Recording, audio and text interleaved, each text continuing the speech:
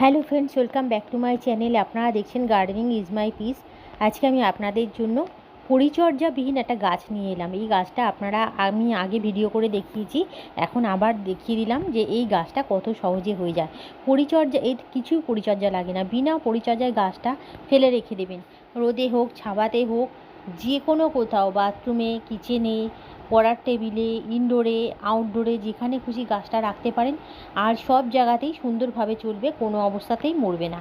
এই যে কটা গাছ আপনাদের দেখাই, বেশিরভাগই চেষ্টা করি যার পরিচর্যা নেই, যেটা সহজেই সবাই করতে পারে, সেই ধরনের গাছেই ভিডিও আমি বেশি আনি।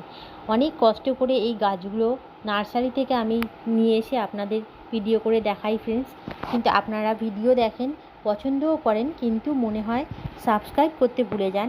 তো প্লিজ সাবস্ক্রাইব করে আমার পাশে থাকবেন। আর এই গাছের পরিচর্যা সম্বন্ধে আমার আগের ভিডিও দেওয়া আছে, তবুও বলে দিই যারা সেই ভিডিও দেখেননি। এই গাছের জন্য বিশেষ কিছু লাগে না, এমনকি মাটি পর্যন্ত লাগে না। আপনারা শুধু বালি হয়, সেই বালির মধ্যে বসাতে পারেন।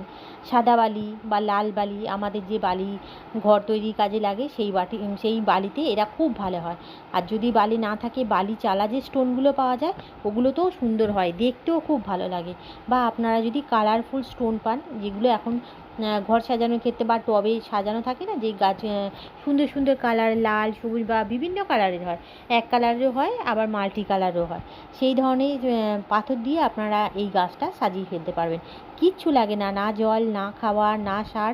সারা বছর শুধু শুধু এই গাছটা আপনার সুন্দর, মানে আপনার হাউসে এমন একটা প্ল্যান্ট যেটা আপনাকে সুন্দরভাবে সাজিয়ে রাখতে সাহায্য করে। যে কোনো কোথাও গাছটা রেখে দিন, সৌন্দর্য আপনি নিজে থেকেই বৃদ্ধি পাবে।